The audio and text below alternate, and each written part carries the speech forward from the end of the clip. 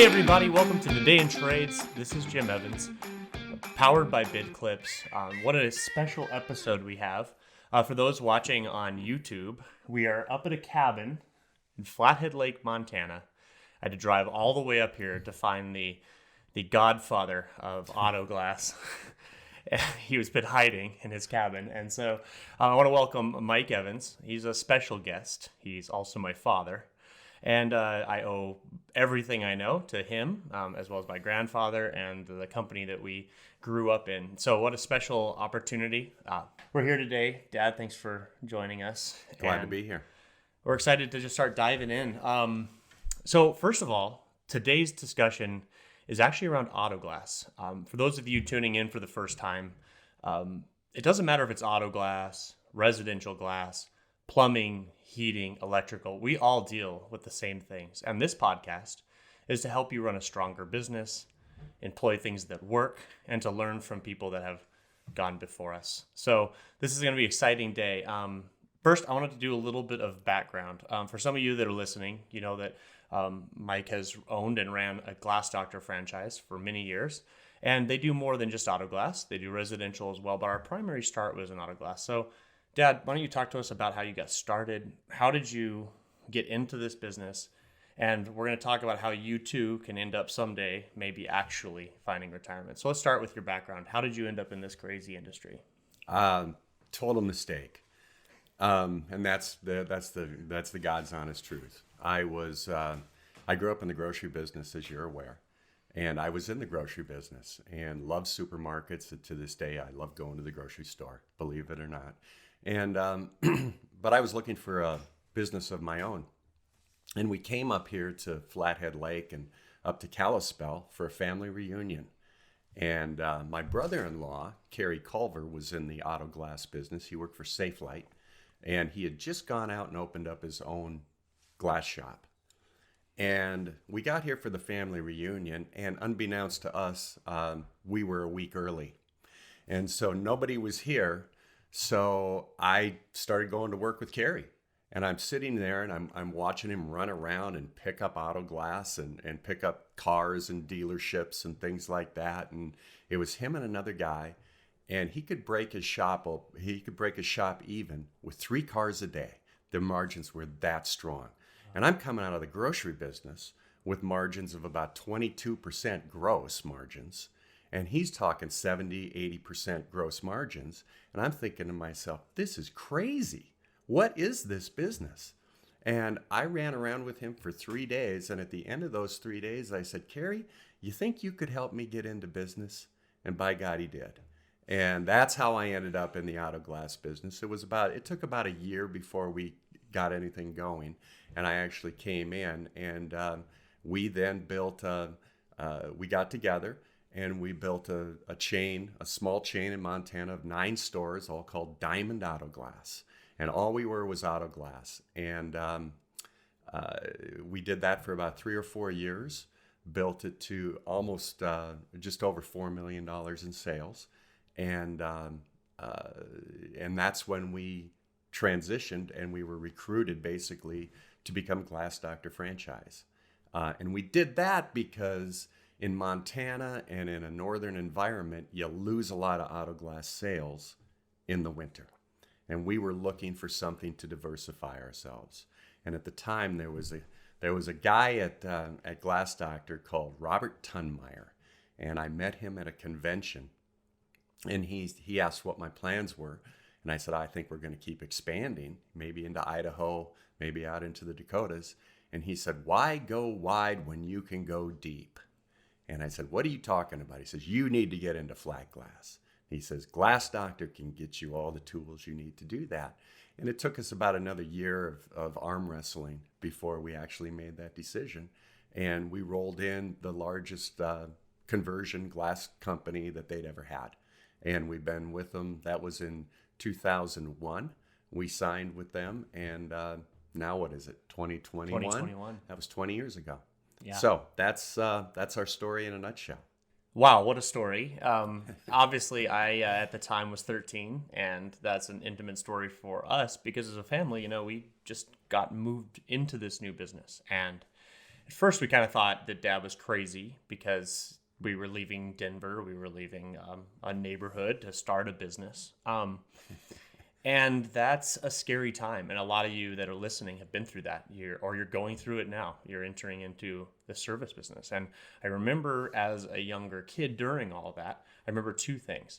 My Uncle Kerry could sell Autoglass to anybody because he loved everybody and he was fun and he just connected. And I remember as a younger kid just being like, I want to be like that. You know, the way he could walk into a room and anybody enjoys talking to him. And then I watched my father serve people. And from my perspective, being in a family business, we were cleaning windshields, we were putting glass away, and it was a great way. I think my mom and dad did a great job of inviting us in to all be part of it. And we'll have other episodes in the future about our secret weapon, my mother, and how she really helped us build the company, as well as my little brother, my little sister. We all had a hand in it. And so let's talk about that a little bit. I like to ask people, how did the business find you? Or did you find the business? Clearly, it was a little bit of both. Let's talk about those early years, because a lot of our listeners are inheriting a business from their parents, buying a business, maybe even regretting buying a business, rightfully so, and or they're just in a struggling, crappy business. So I'm really hoping this episode can kind of take us through the lessons you learned along the way, good and bad. Our viewers and listeners, you guys know we're not going to hold anything back from you. The power of this is to be real. So let's talk about that. So let's take us through those first 3 or 4 years. What was going on in your mind, your heart, and how did this business kind of start to evolve? And what did you learn early on that is still true 20 years later? Wow, that's a loaded question, and you just brought up a whole bunch of emotional anxiety in me. The first years were so difficult because we were on a fast track, and when you grow fast, you don't have enough money. And so, number one, we didn't have enough money to support our own growth. And in this business, there's tons and tons of receivables. And so I learned very quickly. I come with a degree in finance, so I'm kind of one of those accounting type nerds. Matter of fact, that's what everybody started calling me, the bean counter, because I was looking at margins and I was looking at opportunities, but I was really looking at cash. And what I learned was I look at my cash every day. And you know what? I still look at my cash every day. We're sitting up here in on the lake, and every morning I wake up and I go to the bank and I look at the cash reserves in every store and make sure that they are where they need to be, because it tells me a story. It tells me how their volume is, tells me how their business is, tells me how their collections are. We learned that early on, or I did. And one of the things that I learned was in this business, we had to be like squirrels and just save it all up till September 30th.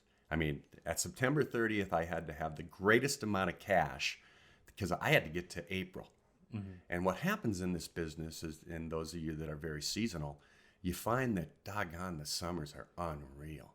You're just, you're making money hand over fist in July and August and June, and September hits, and then October, and and you better hold on. Well, what a lot of people make mistakes on is they're making capital decisions, investment decisions, boat decisions, car decisions in August when they're flush, and come April, they might not be around. And my biggest thing was we got to make sure we come around. So what did we do?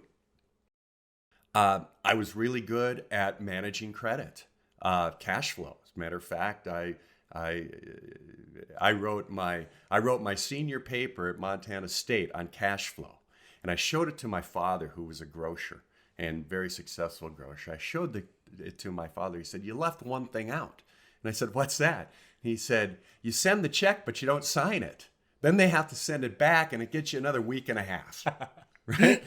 And so things like that, and credit cards. My goodness, we took advantage of credit cards. Never missing a payment, never using credit card interest rates to finance us, but using credit cards to buy us another 30 to 45 to sometimes 60 days, depending on the vendor. Still do that. Still run massive credit card and home equity loan.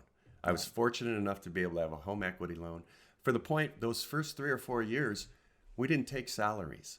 We took in at about August or September, we'd have enough cash to pay us a one-time bonus. Sure. And try to pay down the line of credit and use the credit cards and just keep things flowing. But boy, do you have to be disciplined to do that. Right. And we're going to talk about that a little bit for two things. If a lot of you have a store manager or a kid, for a while, Dad would pay us in credit card points. So one nice thing about using your cards is you can get bonuses in other ways. And I'm part joking, but I'm also kind of serious. Maybe some of you have a manager, you run into this cash flow. There are ways to be able to give them some of those miles and just as a nice little gift. And that's as important as money. We talk about that in other episodes. Incentivizing your people does not always mean money, as we have learned. Secondly, though, as a family going through this business, we felt that through the winter. And we felt that as a roller coaster. And we all knew never to ask for anything at the store, not a new tool, not a new van. Between December and April, you just don't get anything. You got to make it. It's 20 years later. I know you still have PTSD from all of that.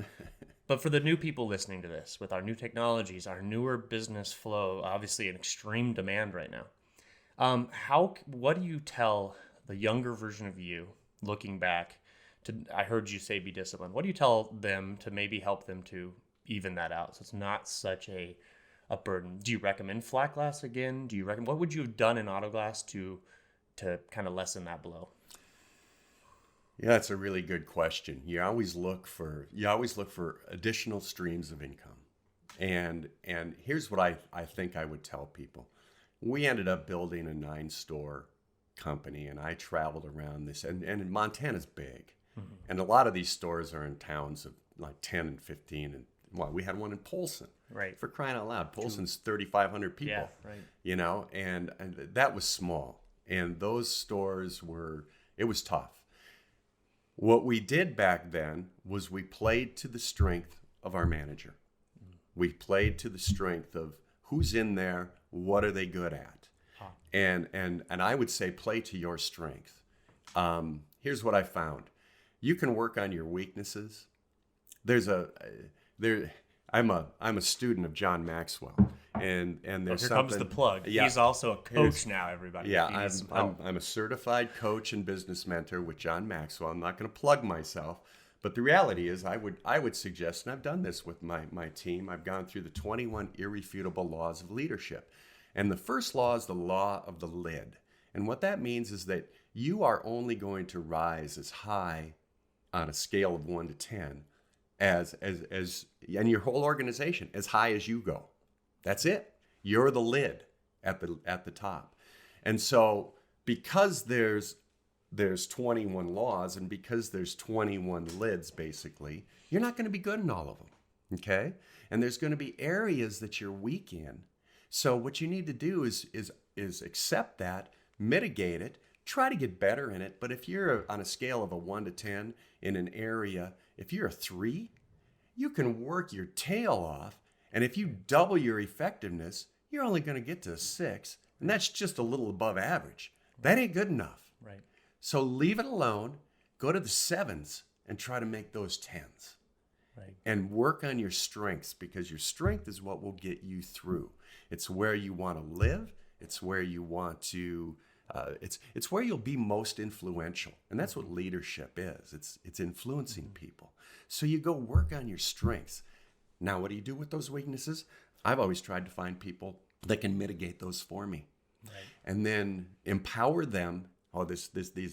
These two words, empower and trust, are huge. Empower and trust, and that is so difficult for most leaders or most small business people to do. Right. I hear that so often. Well, I don't want employees because I can't trust them. Well, I'm sorry, but then you're just going to be a one-man show in a one-man truck. Right. And if that's how you want to live your life, that's fine.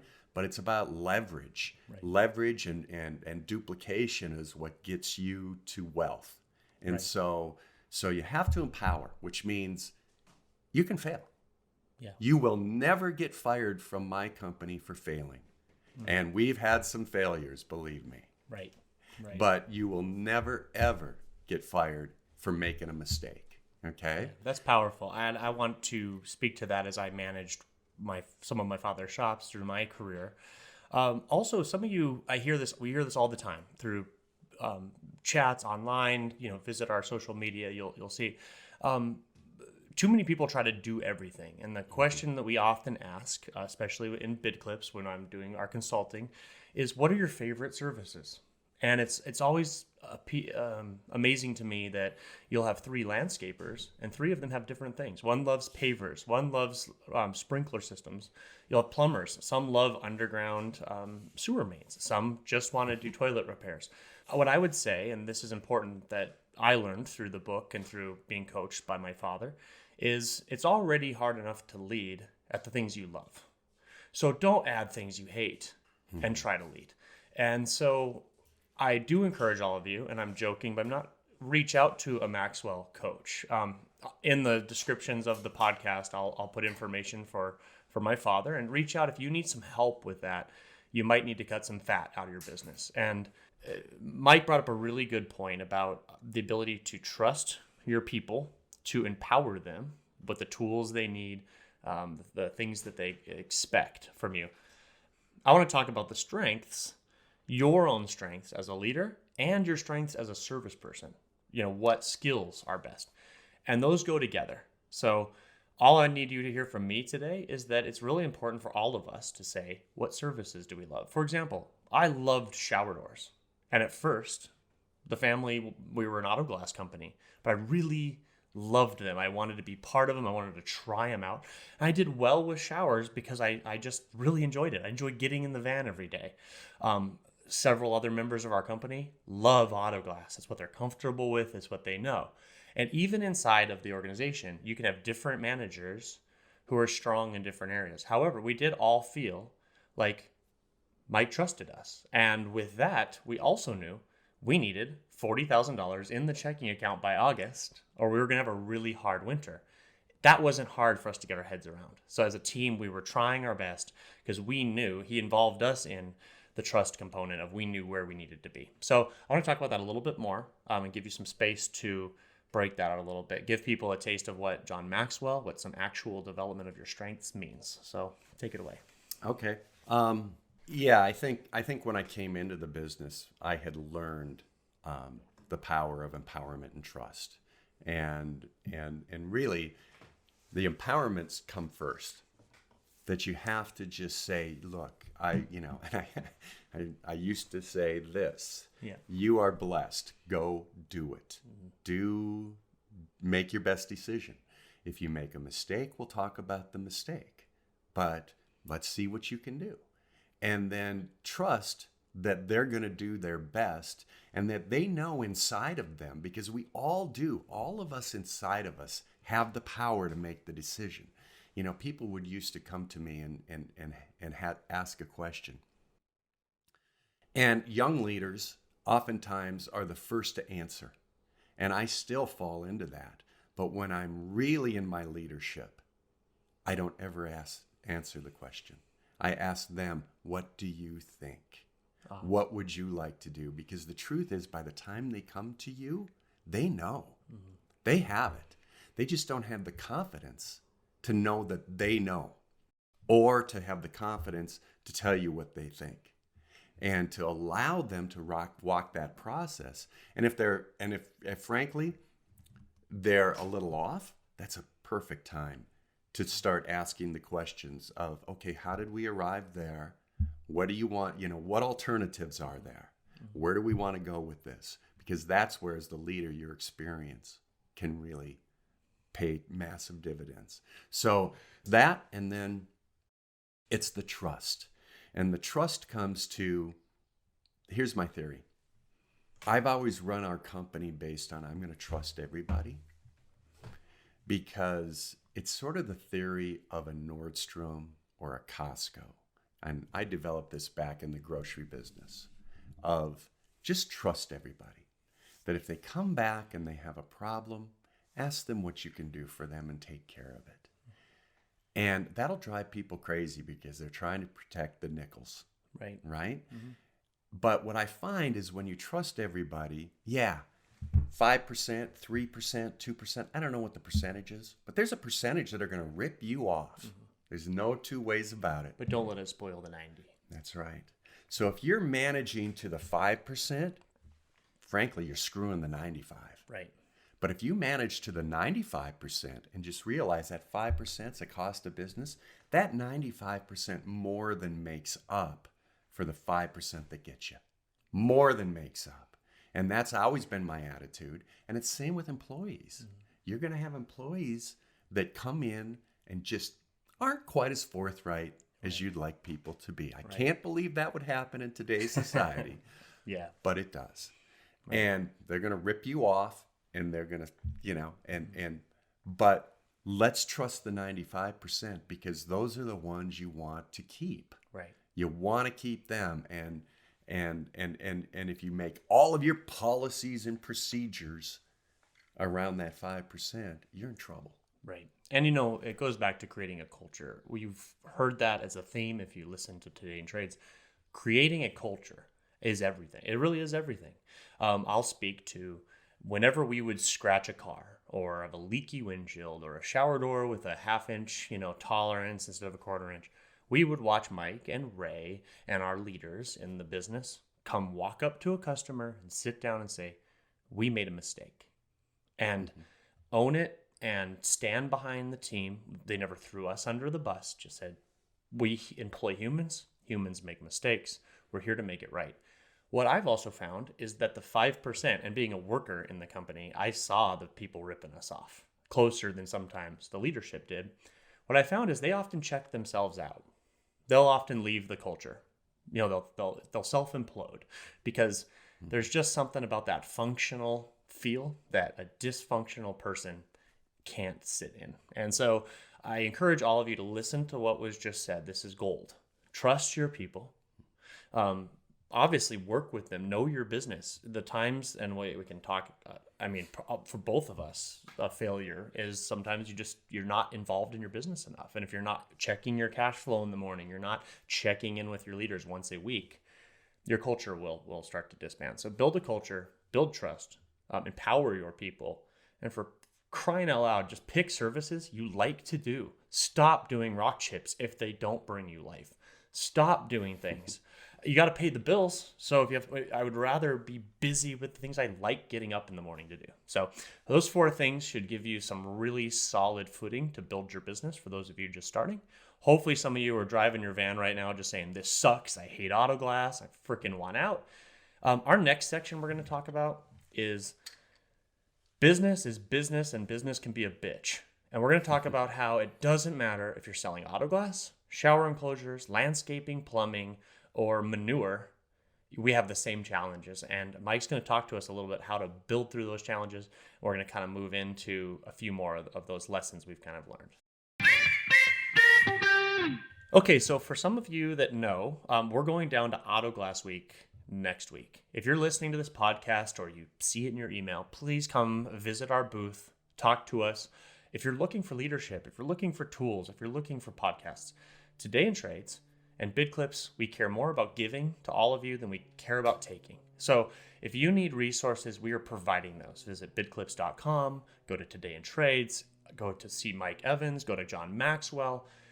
It's up to you to change your business. It's not up to anybody else. So we're going to talk about Autoglass because Autoglass Week is on the horizon. I'm really excited to go to Orlando. It's going to be fun to see just the competitions and all the stuff. But let's really talk about Autoglass. Most of us listening to this, it's a bittersweet industry. It's a pain. It's messy. It's riddled with issues. I'm going to tell you before we even go down this road, for 2 of us that have sold everything from door latches to Aquapel to shower enclosures to commercial storefronts to Autoglass to groceries, business is business, and it is tough. Whether you're in the software side like BidClips or you're in the shop still, it doesn't matter. So what we want to leave you with at this podcast, we're going to take you through some of the things we've learned in Autoglass. We're going to use Autoglass as our example. But if you're listening, don't tune out because you don't do Autoglass. Listen in because this applies to everything. So first, Mike, what frustrates you the most about Autoglass? Well, besides all of it, it's been an ever-changing landscape. When I first got involved, there were all sorts of issues. I mean, we were just when I first got involved in 1996 and went in and looked at how do they put in a windshield. We were still, they were using gaskets, roping in. Butyl was still out there, and so. One of the things that really frustrated me at the get-go and still does is, frankly, the lack of sophistication. And it's it's turned into an extremely sophisticated business. And I'm not hands-on every day, but as I'm talking to my leaders and my managers, I'm hearing about the frustration now with inventory and Ray up in Great Falls sent a guy in a van to Boise overnight to pick up Kenworth windshields because he does Kenworth trucks. He sent them down there to buy 4 windshields to bring them back. And I mean, it's that crazy. But we're running into all sorts of inventory issues and, of course, ADAS. And so the industry, the manufacturers are more and more sophisticated, but our industry as a whole hasn't evolved. And even from our point of sale programs, and they're still, we're still running on nags with insurance companies. This is crazy. Right. It's crazy because our pricing has nothing to do with the nags discount. When I first came in, we had a nags discount and, everything ran together. Well, now it's all over the board. And so the reason that there's not a lot of sophistication is that there's only a couple of big players. Right. There's only a couple of big players. Most guys it's easy entry. That's frustrating. Extremely. It's really easy. So you train your competition. So my attitude on that is I hope I train them well enough that they're good competitors. Right. And maybe I can even convince them to stay with us and give them a better opportunity than they could have on their own. But the barrier to entry is too great. And the other thing is that the Autoglass industry in my opinion, has never respected its own value. Right. Of what we do. Right. And that's one of the things we really, really try to drive home is our safety. That we are an integral part of the safety, and to be able to explain that to customers that, hey, we're not, we just don't bolt this thing in. Because people would come in and want a windshield, and can't you just put it in 10 minutes? Right. No, this is far more serious than changing tires. And the amount of phone calls we take, and we have to really explain to customers. And you don't talk at them; they won't listen. But if you ask questions like, do you know how a windshield goes in? Then they'll often be like, I have no idea. I've never even thought about it. Yeah. How come you can't do it in the snow? Do you understand that did you know that glue holds your windshield? I didn't know. I hear it so much. I was just down at Texpo in San Antonio last week. And it was a constant theme of the crappy, shitty installations and the problems because of us as leaders in this industry have not reined it in. Mm-hmm. We don't need to oversight. We need to all value our industry the way at least plumbers and electricians have. And those of you listening, hats off to you for creating mentorships and holding a high standard to your work. And if Autoglass doesn't get its crap together, we're going to have some major problems. And one of those problems is say goodbye to the little guys. And the little guys is what also builds this industry. It's what gives people an opportunity to move to Montana, to build your own future. So those of you listening that maybe have some quality issues in the shop, please don't be cheap. Charge an extra $20 for the windshields and send your team down to Autoglass Week for training and education. There's so many sources. So you can tell I get passionate about this because managing customer service when things go wrong is what hits my chord. And that's really irritating. So I'm glad you talked about that. It is changing with ADAS. What are some of the ways that you have empowered your team to keep up with this changing environment? What do you do in your stores? Well, we are calibrating. We jumped on that bandwagon real early. Matter of fact, we were an early adopter, they would call us. I think we were one of the first purchasers of the ADAS machines. Was it worth it? Yes, absolutely. Oh, frustrating to begin with? Really frustrating because, it's new technology, right? It was sophistication. But it just took our guys getting used to it. It's like anything. You just have to do it. And it's repetition. And that's the same with leadership. That's the same with customer service. It's the same with coaching. It's just a consistency. And you get into it. And I can remember the Subarus. My gosh, we couldn't get a Subaru done and at all. And then we learned how. Right? And everybody kind of has to go through that and figure that out. So are we on board with calibration? Absolutely. We did it. One reason we did it was we did see an opportunity, but really we were taking our risk out. We were trying to be risk averse, right?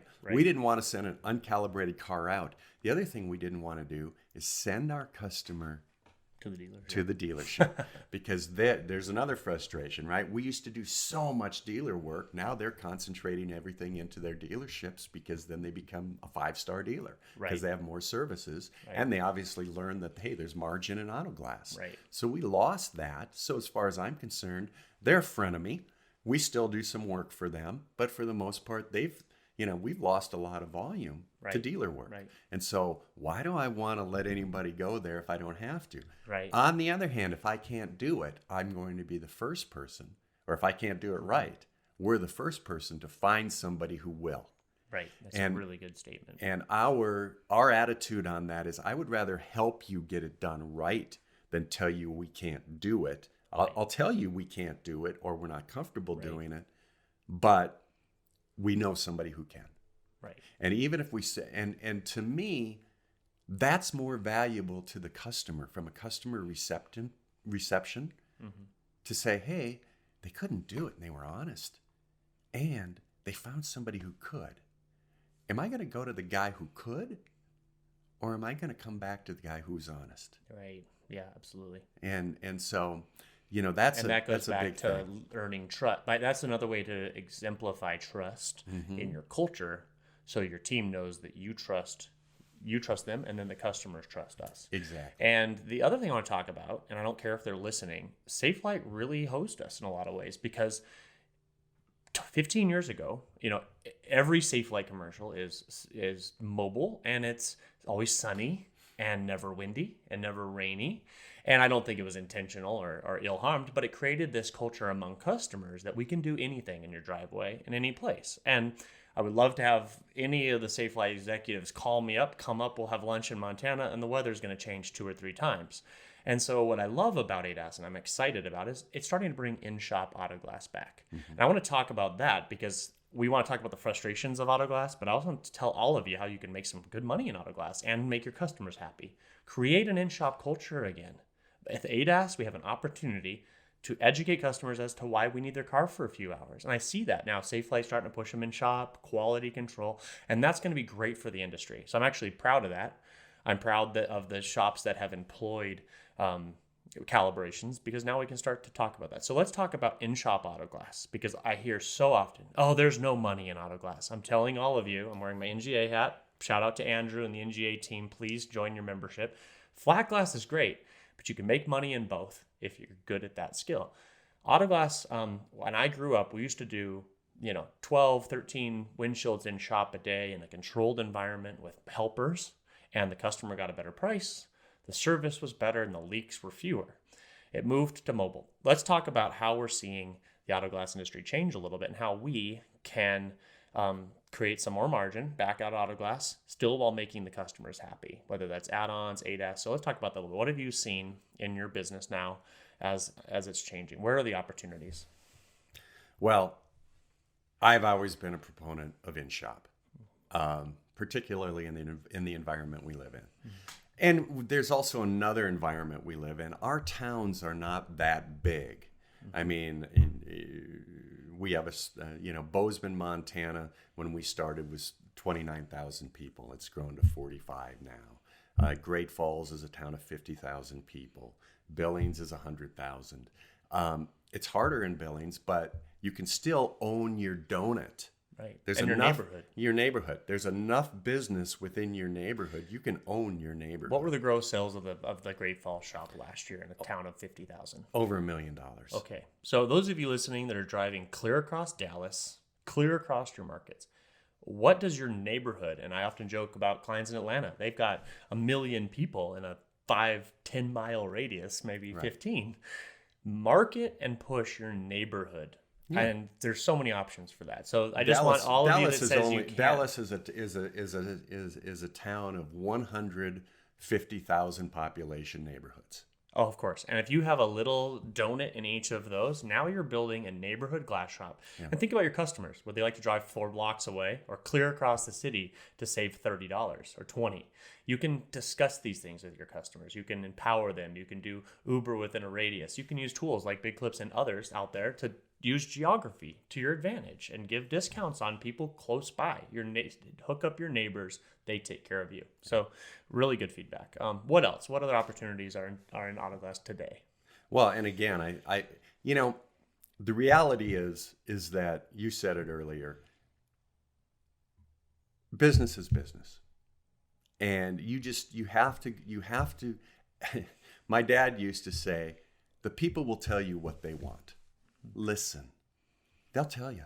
Right. So we've gone in over the years and tried to push different things that nobody seemed to want, right? We used to advertise windshield sale and all this. Well, if you don't have a busted windshield, it's right by you. Right. And if you don't have a busted windshield with that year, make, and model, because I came out of the grocery business, we were doing springtime truckload sales and all this stuff. Right.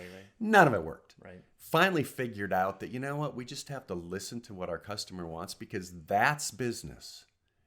Meet the need. Just meet the need. And in order to know what they want, you have to ask questions. And you got to listen. And they tell you every day because they call. Right. Hey, do you do this? Do you do this? Do you do this? Do you do this? And they'll call. And if you're a windshield company, they might call and ask, do you do rock chips? By God, we do rock chips. Right. Just drive on in. First come, first serve. Right? Do I want to go do a mobile rock chip? No. Why would I go do that? It just put a guy in a van, have him waste time, and, get $60 to $90. You're crazy. It doesn't make any sense. One of the best lessons that Mike ever taught me was to just ask your customers, how did it break? How's your weekend? What are you planning on? Why do you need it done so quickly? Customers will tell you, well, I'm afraid it's going to fly out of my car. Educate them. Well, it broke because I keep getting hit by the same truck over and over again. Well, did you hear about our guarantee program? Asking a question involves the customer. It allows them to put their phone down for 1 second to just look at you because they have to do something.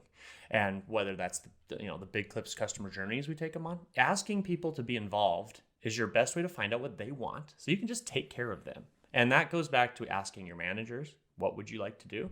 Lead your culture to ask your customers. So hopefully you're seeing that connection between how we treat our people and how we treat our customers. Well, the other thing to keep in mind is that we assume that they know what we're doing. And many, many, many people, first off, when they call up, they have no idea what this is going to take. Some of them think it's going to be 4 weeks before you're even going to be able to get that part in. And we sit here and think, well, they're on the phone. They want it done today. Well, that's what we think, but it's not what they think. A simple, when would you like it done? A great story. Ray, my manager partner up in Great Falls, Montana, was at this lady's house one day and put in some insulated glass units. And she said, would you look at this shower? I've had a couple of different people come out here and tell me this shower is going to be really tough. It's kind of a neo-angle deal. And Ray went and looked at it, and he said, yeah, we can do this. He said, it's going to be expensive. And she said, you let me be the judge of that. That's really powerful. That is really powerful. And we talk about that today. And we talk about that. And this happened years ago. You let me be the judge of that. You let them be the judge of that. Because I can't tell you how many people, they just don't have a clue of where the value is or where it should be. And I'm not saying you go around and look at them and say, okay, I'm going to get you. No, value your service. And what we have found is that people are really, 70% of the people are looking for just the best value. And part of that value is how you feel when you're done. Yeah. Part of that value is, I was treated right. They cleaned they cleaned me up. They gave me something back. They educated me and they let me know what they were doing, and they communicated with me. That's frankly the power of Big Clips, is that communication that you put into the hands of the customer. Right. and that they stay communicated with, as opposed to, I wonder when they're going to show up. Right. I wonder what the deal is. And it's automatic. So as soon as you flip a status, they know. And you don't have to worry about humans forgetting. So the opportunity, in my opinion, in Autoglass is it's not what's right for us, it's what's right for them. Right. And so ask them. I mean, so many people will call on a Tuesday and we think, well, we can have it by tomorrow. Well, we really can't. We're too stressed. It's not available. When would you like it? Right. Well, I was thinking maybe next week sometime. No hurry. Right. All this other kind of thing. That buys you the time and alleviates the stress. We always say, everything. looks like we have it in stock. We can do it tomorrow, shooting ourselves in the foot. And when my 4-year-old daughter hears, you can have candy now, or maybe we'll go tomorrow, it changes everything. Yes. And it's important to know that as we guide. And don't force your customers to fit you. Go where your customers are. Guide your customers. Take them on a journey. Light the path. You just said something really interesting. And one of my mentors, which wasn't you on this one, but it was very important that we've empowered. You get two of three things: speed, price, or quality. And so value does not mean cheap. Value means the best deal for what you're paying for at the time it takes to get it done. And some of us are driving ambulances to emergencies and charging them what we would charge a friend that can wait for 2 weeks. So value and triage your business to what is a true emergency and then what's an urgency. So we could go on a whole podcast episode about coaching there, and we are going to. But right now, we're going to talk about, again, this all ties back to the culture. Trusting, asking questions, listening, and then prescribing. What you've heard from your people. You do that with your managers. You do that when your customers are upset. And then you do that when your customers are shopping. And you might learn something that took us 20 years to learn. And for Pete's sake, if you can learn it your first year, you're going to be miles ahead. This has been a great podcast. Obviously, I chose to do it here at our family cabin for a few reasons. First of all, it's exciting to have COVID. Hopefully the world is beginning to heal and we can be together. And I hope that brings a lot of you encouragement that our families and our shops are coming together. And man, has it been fun doing business with people again. We miss people. Secondly, we're not rich. This isn't a fancy cabin, but so many of our clients at Bid Clips and so many people I work with and dear friends don't have an exit plan. They didn't put these things into place. They only charged enough to pay their bills for the next week and then wonder why their customers are mad that they went out of business. I hate when customers say, oh, you remember that guy? Oh, he was so good. What happened? He went out of business. You did yourself a disservice and your customers. Secondly, you wait too long. Oh, I'll make it up. I get into this trouble all the time. I'll make it up next year. It's the next year idea. You have opportunities today to make changes. And unfortunately, so many of us are so stubborn. So I wanted to do it because although Mike and my dad, my mom can be all sorts of frustrated about the business sometimes, we've all gone through it. They have found a way to be able to retire. They have partners in the stores that are running the stores, that my dad's able to be a leadership mentor, and he's able to be up at the cabin fighting with plumbing projects and having all sorts of other issues. For those of you listening to this, that isn't to brag or anything like that. It's just to say it's true. People can plan for an exit strategy. So I want to talk to you about that, Mike. Just if you've got people listening right now, they're maybe halfway through their journey, or maybe they're coming to the end. What are things that you'd say that can help them to do what you guys have done and prepare for what that's going to look like? You have to invest, and you have to invest in yourself, and you have to invest in your business. And what that means is that our best investment wasn't anywhere but in our business or in our lives. Mm-hmm. As a business owner, you have tremendous opportunities to create wealth with the help of the U.S. government's tax code. Okay? Right. For instance, my wife, as you've mentioned, has been an employee of our company since day one. Mm-hmm. She gets paid enough to make her entire 401k contribution. That's a great word of advice, guys. I mean, do you do that? Yeah. Do you have kids that are working? And obviously legally, follow the code to the T, but are you maximizing it? If you're not, do any of you even pay an accountant? A lot of times I hear, well, how do you know all these things? I'm like, I barely know it, but my dad knows it, and he helps teach me some of these things. If you don't have a Mike Evans, go find an accountant, go find somebody that can help you to really maximize your position in your business. Right. Very good. So you really want to do that. So if you're not taking advantage of a 401k or a SEP or any retirement plan, talk to a financial guy and figure out how much can you legally put away, because it grows tax-free. Get yourself into some long-term investments and then forget about it. Right. Let it go. Buy and hold strategy. Okay. Just let it go, or let the managers manage it. So that's been big, because that's the power of compounding. Right. And that's what happens. And so we started that early, and that now at 65, 4 years old, it grows. Right. And it's there. Okay. And that's important. So number one, invest in yourself by using the tax code. As far as your children go, all 3 kids were on the payroll.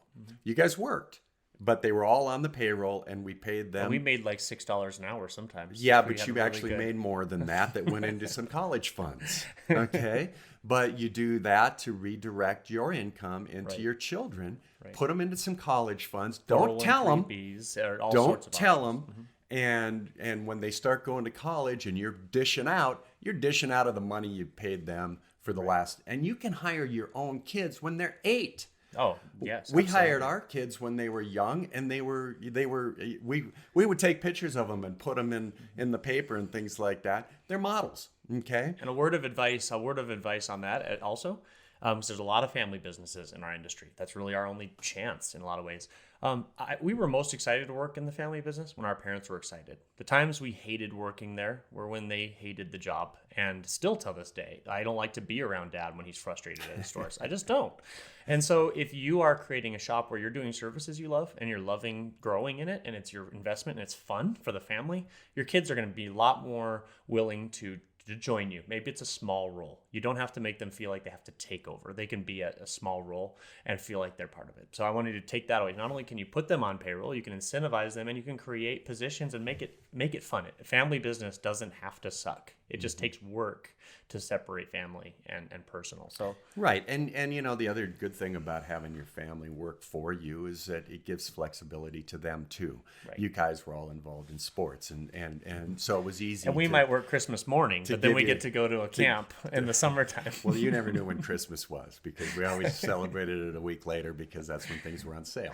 So, but it's just you can do all of these things, and I would strongly suggest talking to your financial advisor or your accountant about that, and about what can you do legally to retain the income and some of the money that you're earning. Right. So that's number one, is invest in yourself. And then number two, and this is probably the biggest thing, that people quit too soon. Right. They quit too soon. And if you look at the power of compounding, that's what your business is. Your business compounds every day. And I used to have a saying that we'll never, our best advertisement is no advertisement. Right. And that's where we've gotten to. Mm-hmm. We don't advertise. Why? Because for 25 years, we've been treating people right. Yeah. They just come back. Everyone, social media, everybody is advertisement. When people are talking about your business, when they're bragging about your business, when they're calling your teams by their name, you have the best advertising in the world. And I will also tell you, you can listen to another one of our podcasts with Nice Job. They did a great job of talking about the importance of review management and engaging, and just that is your best source. And if some of you are having a hard time even getting Google reviews, I don't mean to plug it, but BidClips, you hit it to complete in your status, and it just fires off a chance for to thank your customer and give a Google review. So if you're not building that every day, and that's not your focus, is so that you can retire one day because people are still calling, and that's a great opportunity for a new manager to walk into a store where the previous owner didn't burn every bridge in town. Mm-hmm. So if you're accidentally burning bridges because you're mad, etc., change, start with yourself. That's powerful. The third thing I want to talk about, and Mike bought a store in Great Falls, bought a building because he had the opportunity to buy part of a building there. And then one of our stores we didn't. And we kind of always had a little bit of opportunity, and I admire that. But On the heels of COVID, where a lot of commercial real estate's actually inexpensive right now, you might want to consider that as an option. Talk about that a little bit. Is that bad advice? Is that good advice? For a young man, I'm like, man, that compounding effect, that gives me some options. Shoulda, coulda, woulda. Had I had more confidence early on that we were actually going to make it, I would have invested in real estate far heavier in all of our markets, and in our Bozeman, Montana market. It always looked so expensive. Right. It was always so oh, there's no way. But if you take your rent factors and everything else, you apply your rent to your mortgage, and then you throw a little extra in there so that you actually can, you'll pay more, but the appreciation and the fact that you're going to pay that note down, shoulda, coulda, woulda. We don't own enough. I wish I owned more real estate, because realistically, people, your businesses aren't worth much. No. We often think they're worth more. They might be decent cash flow machines for you. Let's say that you're pulling down $200,000. Okay, and that's everything included. It's the vehicle. You add in what we call owner's compensation, right? You might have a company vehicle, so you add that in. You add in cell phones. You add in everything that you would normally have to pay for as an employee or outside, that the company is taking care of, maybe your health care, things like that. And plus your salary, plus your draw, right? The other thing is, talk to your accountant about how are you structured. If you're a sub S, make sure your salary is at the minimum acceptable level to the IRS for the work you do. Right. Take the rest in distribution. Right. Okay. I mean, just little moves I shouldn't like be giving. I'm not giving tax advice. None of this is advice, but it's important to talk to a professional. We don't want to spend the $200 to talk to an accountant sometimes that can save you $2,000. But you need to. Yep. So bottom line is, so you take all of that compensation, you roll it up, and you say, wow, I made $200,000. So the way that they value your business isn't on your business itself. It's not on your real estate. It's on your business, which is all of your trucks, your equipment, which frankly, none of our things are worth anything for the most part. Right. So they'll take that $200,000 and they'll do an evaluation. And they might look at it and say, all right, well, what's it take to replace you because you're leaving, right? Well, you're going to have to pay somebody $75,000 a year to replace me. Okay, so now your owner's compensation's down to $125,000. All right, that's your net. They're only going to give you a multiplier of 2.5 to 3.5 on that. So let's say 3. So at $125,000, you're only going to be able to sell that thing for maybe $350, $375. You're going to give 10 to 15% away in commissions and finder's fees. So you end up with $300,000. Well, if you've been making $200,000 and you sell for $300,000, you're screwed in 18 months. Right. Yeah. Right. So what do? Well, one thing you do is you reduce that $200,000 by investing in real estate. The real estate's a separate component of this transaction. You keep that real estate, you lease it back to whoever buys your company. Right. Because rent is where it's at. And you get that thing paid down as fast as possible so that you can pull that rent as your retirement. Right.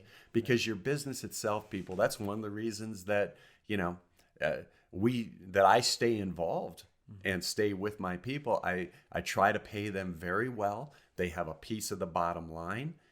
They're very well, they have a lot of incentive, and someday I'm just going to hand them the keys for taking care of me. Right. That's our plan. Right. But the bottom line is that I can take less now because I don't need as much. Right. Because we've done all of these things. We've saved and we've compounded, and it's still happening, and we're going to be fine. But people quit. First off, they don't start, and then they quit too early. There's a great book called 3 Feet from Gold. And what it has all these stories about people that were just about at the breakthrough, and they stopped. Right. They quit. They got tired. And they thought, well, this is a good time to sell. And I'm going to tell you, first off, for those of you that are just getting in, stay with it. Yes. Be a people person. Take care of people, and they'll take care of you. And as you move through, it just gets better and better and better. We're having the best years we've ever had. And from my perspective as an owner, I'm having the best years I've ever had. Last year was COVID, Right. was the best year we ever had, Yeah. ever. And why? And thank God you didn't quit in March. Because we stayed open and we stayed safe, but we stayed open. We made it so people could still do business with us. Right. And that matters to people. Yes. Especially when they've earned their trust. They want you as much as you need them, and you work with your customers. And there's not a place in Bozeman we can't go where I don't hear about my parents and the business. And that's what you want to build for yourself. And the two things I've heard here is another thing that my dad has taught me over the years too is too many business entrepreneurs, they over prepare for their first 5 years. They overestimate what their first 5 years are going to be. And then they underestimate what years 5 to 10. And prior to Big Clips, I had a company called Service Station, still around. As you know, it's part of our Big Clips portfolio. The first 5 years were absolutely brutal. And without the family stores and him encouraging me to continue on, even when I was like, this is not going to work, years 5 to 10 were so much fun and had so much to offer. And thank God for us and for our clients that we didn't quit. And I'm just one of hundreds of stories. And most of you listening are probably nodding your head right now. Like, yeah, I remember when I was about to throw in the towel. So two things I also heard there. If you're young and you're starting the company out, don't leverage yourself beyond what an accountant would advise you to buy a piece of property. But definitely take inventory. Do you need the brand new truck? Do you need the nice vans? One thing I've always loved about our family business is we didn't buy crappy, unsafe vans. We never bought new vans until like a few years ago. We bought just reliable vehicles that also said to our customers, we are clean and organized, but we take care of our bottom line to be around for 20 years. We planned on that.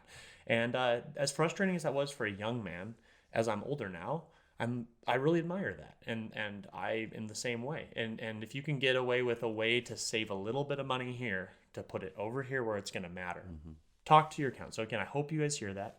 It's culture building, leadership development, customer culture, and then planning. Start with the end in mind is what was always been a theme in our business, and the end was a retirement. Dad's still alive. He didn't kill himself in the business as far as just working his face off. And he's up at 5 a.m. and he's up just building this thing. And now we have things to show for it. And more importantly, we have wonderful managers at the stores that we care about. I call them, they're like father figures to me and mother figures and people that are in our company that are lifelong friends. And so I hope all of you can take something away from this episode today. And it doesn't matter if it's Autoglass or shower doors or manure. Business is business. Plan, build, create a culture. So again, the last plug, if any of you are looking for great leadership materials, in the description below, you can have a link to Mike. And if he's not able to be able to help you himself, we will try to find someone that can. We'll forward your stuff on. Otherwise, come see us at Autoglass Week next week. We're giving away some auto pumpers for the suction cups. They're new and fancy, and I'm excited to see them working from Equalizer. And we'd love to talk to you. We'd love to meet you. We'd love to I just love to hear stories. I love to hear people, what they're learning in the field. And I'm happy to share what I'm learning every day. So thank you for joining. Thank you so much, Dad, for doing this with me. It's my pleasure. And again, good luck to all of you out there. Keep smiling and keep persevering. Keep smiling. This was Today in Trades, powered by Big Clips.